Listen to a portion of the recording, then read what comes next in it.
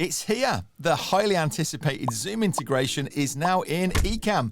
And does it live up to all the hype? We're going to find out. So the first thing we need to do is get you set up. Then I want to look at what you can do with this Zoom integration. And finally, I'm going to point out some requirements from you as the host and participants as well. So setup. You need to update Ecamm to version 4.3. If you missed the prompt, then you can head up here to Ecamm Live and it will say check for updates. You should then spot that this new panel has appeared over here, prompting you to put in your account. If it isn't there, then notice that down in these little icons, there's a Zoom one added here now, and that'll bring it open. So we click link Zoom account, wants to sign into Zoom, and it prompts me on here that I'm about to sync this together.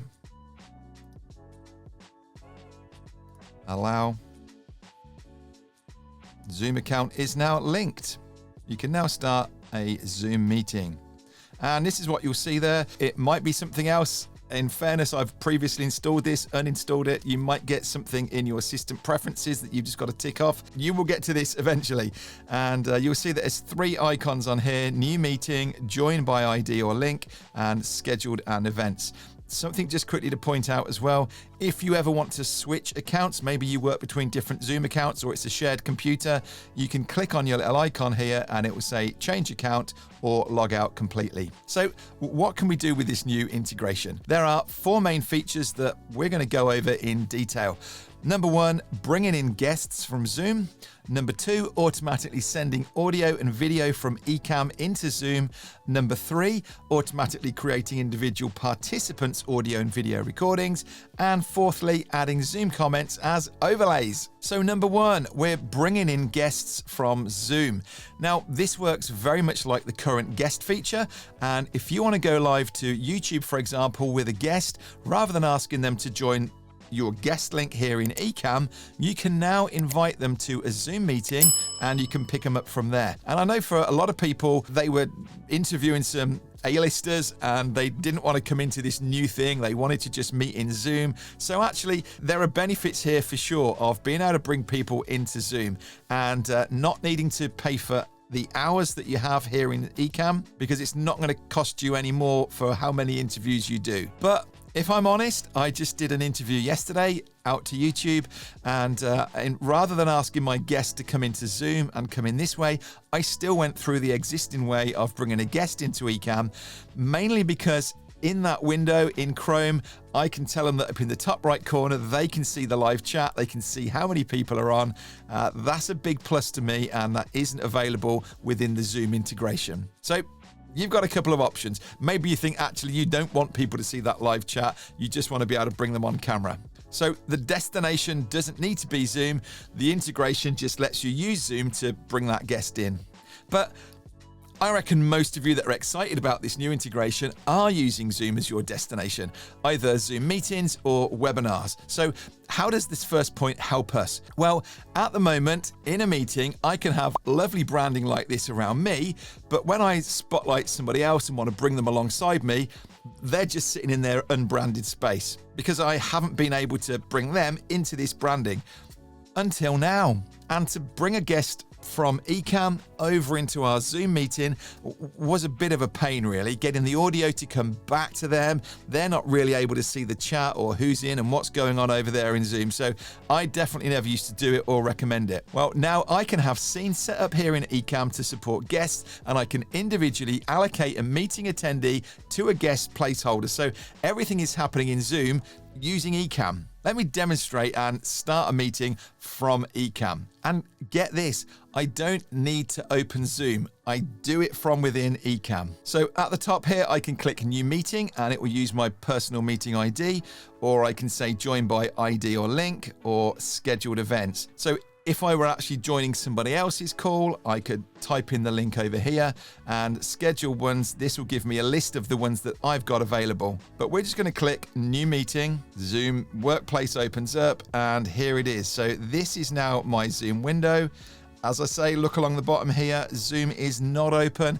This is all working inside of Ecamm. So right at the top, this is my Ecamm window. I'll put the overlays back on so you can see the difference, and then this is what's going out into Zoom, and it works exactly the same. I've got my participants windows that will pop out like this, or I can add them back to the side of this. I can have the chat, so it looks exactly the same as what I would have if I was working, if I'd got Zoom running alongside me here.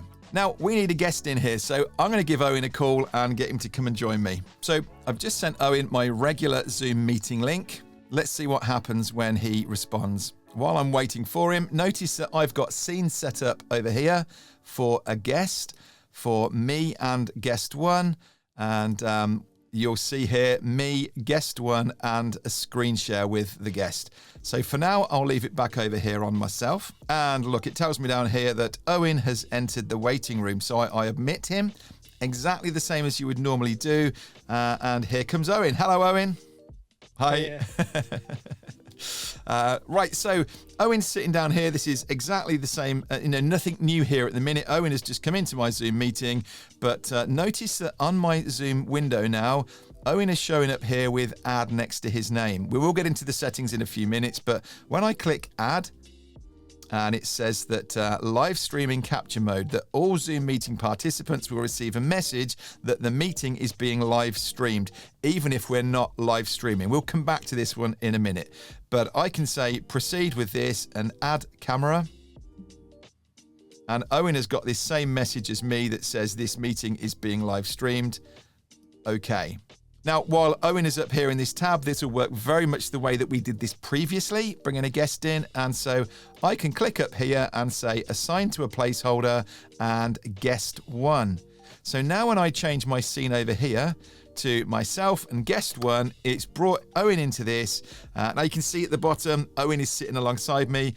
Once we get past, I think we need 3 people, we can spotlight. So that's what we would do when, as more people came into the meeting, we would spotlight that one, and it allows me to bring Owen on. And yeah, doesn't that look better? So what if Owen wants to share his screen with us? We are in Zoom. He could just click his green button and it would take over and we would watch his screen, but we want to be able to bring it in here. The whole point of this is we want to brand it up Ecamm style, and we want to use a scene like this to be able to share it. So if Owen just shares his screen, and as you'll see, Owen is just from Zoom there, he does it as if it was a normal screen share. He clicks that green button and it comes in here. Now at this point, we do just need to, if we'd got more people in here, we would make sure we're spotlighting at this point. I'm just going to pin it for here. So this is the main window we want to see. And you'll notice that up here in the Zoom panel, we've now got like another guest has arrived, and it's Owen's screen share. So what I do is say assign to placeholder, and guest 2, it's already suggesting it for us, is in. And hopefully now when I click on this scene, we're going to see Owen's screen appearing, and there it is. So Owen, just scroll your window or something for us so we can see that that's alive. Yay. So how cool is that? It's way nicer. We're staying within this branding. We could, be jumping back over here. This would all be ready in advance, and I'd be saying, right, okay, so Owen, share your presentation, and over to Owen. He takes over, runs this through. That is so much nicer than what would normally happen inside a Zoom. And until this update, we haven't been able to do this.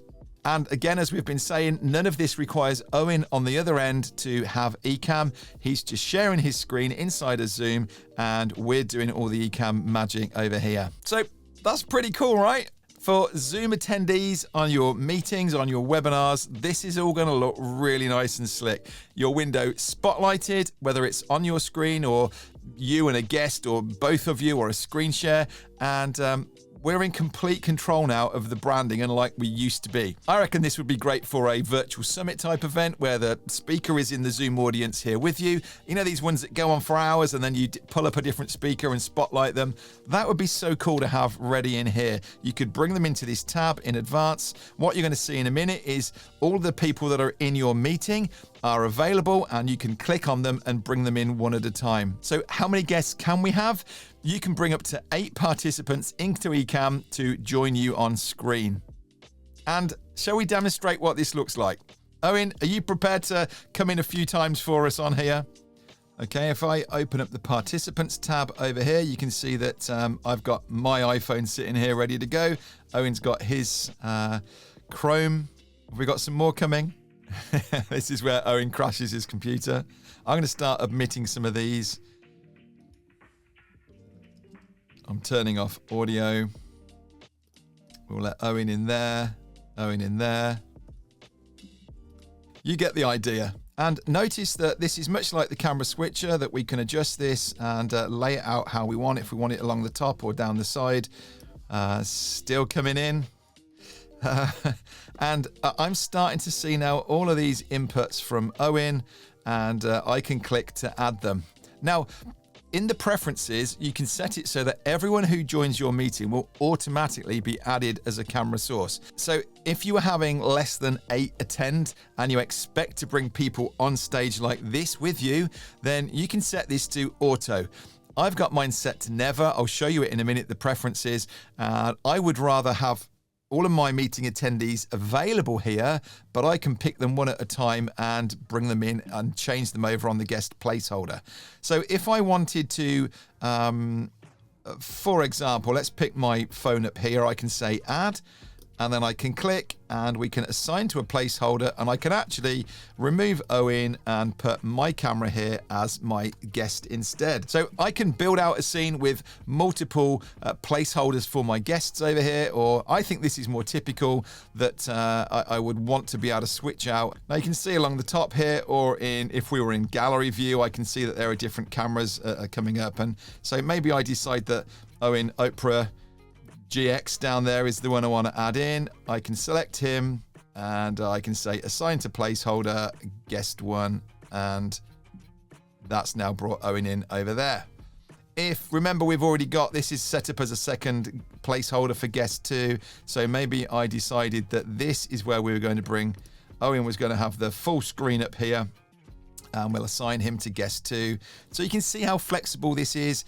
And I'm now still working through my scenes, and I'm able to jump between them like this, and I can have organized in advance to have these different ones allocated. Now, I guess all of you that are in Zoom meetings, you're going to be doing them in different ways. We've all got different requirements and expectations for this, but if you don't plan to bring people on stage with you, as I'm doing here, then there's no need to add their cameras in Ecamm. So my suggestion would be to set this in the preferences to never, and then you bring them on when you need them. So let's just show you that inside the preferences. In this Zoom window at the top, I can click Preferences. It brings us into the main preferences window, and there's a new tab added at the end. So auto admit Zoom participant. It tells you at the bottom here, this will allow participants to bypass the Zoom waiting room. I use the Zoom waiting room. I wouldn't want to do that. So mine's set to never. Auto add Zoom participants as Ecamm camera sources. So this is what I'm saying to you. If you want everybody who comes on to come straight in here and be easily available to pull in, you can do that. I set this to never. It's easy enough for me to click add and bring them over. Zoom capture mode. I've got this set to live streaming, and let me just explain why. I don't plan to live stream this Zoom meeting, but if I select recording, whether I'm recording it or not in Ecamm, Zoom sees me as if I'm recording, and it won't let me record in Zoom. And I, for one, like the cloud recording options that Zoom gives me. And so the way to have access to that is to choose live streaming up here instead, rather than recording. I regularly run Zoom support calls, and I love that I can send these recordings up to the cloud. I can send participants to the replay, and I know that they can see, as well as the recording, the transcript, the comments in real time, not to mention the smart chapters and the other AI features that Zoom have done a really good job with. So I don't want to lose that, and I would if I were choosing recording here. And by ticking recording doesn't mean that it is actually recording. I still got to click record inside of Ecamm. So again, that's there's another step there. I might forget to record this. So I'm ticking live streaming, and in doing that, it still lets me carry on as I would do normally inside of Zoom and record away. There's an option here to show me as an active speaker using, you can then select which camera you want to use for that. If you're choosing the active speaker, then you've got an option here for Zoom audio processing. Do you want to use the settings that you've got in Zoom already setting, or do you want to disable it and use the settings that you've got here in Ecamm. So I've got that already enabled for Zoom. They're ticked down here to add the Zoom chat and Q&A questions to the Ecamm comments and reactions window. And then there's another option down here for manual audio mode. So there we go. There's your settings. That's how I'm setting them up myself. And totally recommend you do the same thing. Okay, so I'm going to let Owen disappear now. If you want to log out of those, Owen, thank you very much for helping us. We're going to have a look at webinars, and I'm going to ask Owen to come back in again in a second when we're inside our webinar. So we're going to have a look in webinars now, but before we leave this meeting, let me just show you how we would get out. You've got your normal window there, and you've got this Zoom one here where I can click to end the meeting over here if I want to. I should just point out that you don't need to have that open if you don't want to. You can be running it with this Zoom window down here. So let's click end meeting for all, and we're out. So let's have a look at a Zoom webinar. How do we access this? Now it's different to getting into a meeting. We don't just instantly go into a webinar. We would always have a webinar scheduled. So I'm just going to open up Zoom, and we're going to schedule a webinar. So I'm going to set this 10 minutes ahead of me here. Just going to keep it simple. Click on schedule. So 2 ways of accessing this. I've got this link here myself that I just copied for Owen. So because I've just copied that, I can join this 2 ways. I can either click on here and join this way, or I should be able to join in through here and find it at the bottom there, but it doesn't seem to be picking it up right now. So we're going to go back to this first way, and I'm going to click and I'm going to join over here. I can close this down in the background. And so here's our webinar, and yes, webinar ID. We're definitely in a webinar over here. Still looks very similar, doesn't it? But I have to say, I find it a little bit trickier in a webinar. If I want to bring someone on screen with me, I need to first change their role from an attendee to a panelist. So let's ask Owen to come and join us. So when Owen arrives, he's not going to appear up here because this says no panelists. And actually, here he is. So I've already got Owen down. He's an attendee, not a panelist. So he could come in as an attendee, or I could promote him straight away to a panelist. So let's do that. I'm going to come here, promote to panelist. He will get a message saying that he's been asked to become a panelist. And now when I come over here, there are 2 of us as panelists. And in the same way, Owen has now appeared at the top here, and I can add him, add his camera, and I can assign him again to a placeholder as guest 1, and then we're ready to go. Now notice that in my window at the bottom down here, I've got this set to speaker view. So because I've brought Owen up as a panelist, he's now taken over my screen. Owen, you've got yours in gallery view, right? So Owen's got us sitting side by side.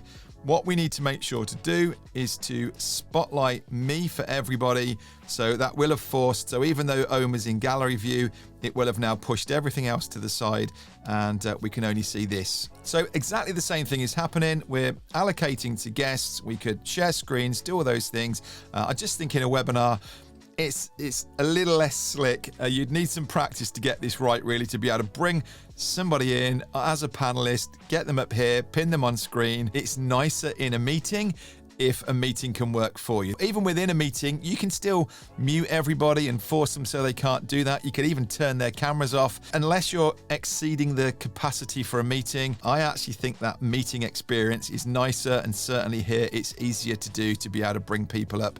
And hey, I like to see everybody's faces, so meetings win for me. So Owen, I think I'll let you go again. Thank you so much for being our attendee, our panelist over here, and let's wrap this video up. Thanks, Owen. So that was a lot of information for just our first point. Don't worry, the other 3 aren't anywhere near as long as that, but we really are introducing all these features right there. Now, secondly, automatically sending audio and video from Ecamm into Zoom. If you, like me, have been working in Ecamm and sending your videos and your audio out to Zoom via virtual camera and microphone, you no longer need to worry about those settings, because when you go from Ecamm into Zoom, it will carry all of your settings across. So whatever you've got set in your audio, mine is tucked on a different screen at the minute. Whatever you've got selected down here in your sound levels, that is the audio that will be going out to Zoom. Thirdly, automatically creating individual participant audio and video recordings. ISO recordings have been available in Ecamm for a while now to capture the individual video and audio feeds from any guests. Now with the Zoom integration, Ecamm will record any Zoom guest that you've assigned to a camera source. So if you're presenting on Zoom, whether in a meeting or a webinar, you can get a clean feed from your Zoom guests and edit it later, as well as that mixed file. You just need to make sure that you're hitting record in Ecamm and make sure that you've got the ISO recording set up correctly. Let's just quickly jump in. Preferences and recordings. And so over here, recording all broadcast, camera A, camera B if you've got one. This is the tick, interview and Zoom guests. Although we've been allocating Owen to camera B, that doesn't need to be set because you've got them down here. And for every feed that has come in, so when Owen came up, we would have a clean recording of him on here. There's a tick here for recording audio as well. So there you go, make sure that's on, and obviously make sure you hit record over here on Ecamm to get this feed and those individual ones. Then fourthly, adding Zoom comments and overlays. Now, this is arguably the thing that I've been the most excited about, the ability to be in a Zoom meeting and bring those comments up on screen like we do on our live streams. People love it. I love it. You can brand them up exactly the same as you would do in a live stream. So let me demonstrate this. We're going to go back. Let's just jump into a meeting over here. And I'm going to click on the chat and I'm going to be sad and be the only person typing away here. Hi, Adrian. In goes the comment. And what I need to do is open up the chat over here. It's getting a bit busy on this screen. Let's make that a bit smaller. In fact, I said earlier that we don't need to have that Zoom window open. This would be a good opportunity to turn that off. And just notice actually how quick this comes in. It's not like Facebook or YouTube where we've got this delay. Click there, instantly it's come into my chat. And if it's in here, I can click on this and I can bring it in and I can brand these. Now let's just quickly turn off the hiding before it disappears. And so I can adjust this. I can brand it in exactly the same way that you would do normally. And how cool is that? Your Zoom meeting guests are going to be blown away when you start doing things like this and working through their comments, answering their questions, bringing them up to have a look at. This absolutely is taking your meetings to the next level. Just be sure to have them prepped and branded beforehand so you're not messing about with it when that first comment comes in. Now, as we bring this into land, let me just point out some system requirements. To use Ecamm Live's Zoom integration, it's recommended that you're using an iMac, Mac Studio, Mac Mini, MacBook Pro manufactured after 2020 or newer, at least 10 megabits per second internet connection, and you will require an Ecamm Live Pro plan for this. But you needed a Pro plan previously to be able to have the virtual camera, so nothing new there really. And if you want to do that ISO recording bit, you're going to need to have an Apple Silicon-based Mac, an M1, 2, or 3 to be able to have that. And it's not necessary to be the Zoom meeting host to be able to do this stuff either. We tried it earlier and Owen started the meeting, send me the link. I joined from Ecamm. Remember, I could just click and say, join this link. And I'd got exactly the same details there. I could select people, I could bring them up. So I could actually take over in the same way. I'm not a host, but with my branding on here, I could bring a guest up alongside me. If somebody shared their screen, it would come in as well. So that's worth noting as well, that you don't have to be the person hosting the meeting. Now, what about the participants requirements? Any platform or device that can join a Zoom meeting can join your broadcast as a video guest. You saw a minute ago we were doing that and we were dialing in from phones. We do recommend that if this is a guest that you're planning on bringing on camera with you like this, then ask them to be on a Mac or a PC with at least a 5 meg internet connection. And participants don't need to have Ecamm Live. I think I mentioned this earlier.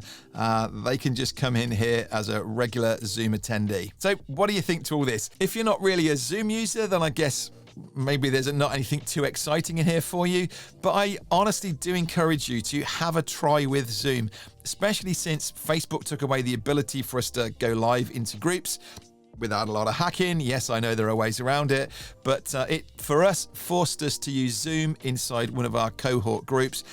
and I really enjoyed the experience. For the first time, seeing people's faces rather than just seeing comments coming through. I recommend you have a go at it. And actually we can do by bringing the comments in, by being able to do branding and things and bring somebody up alongside me.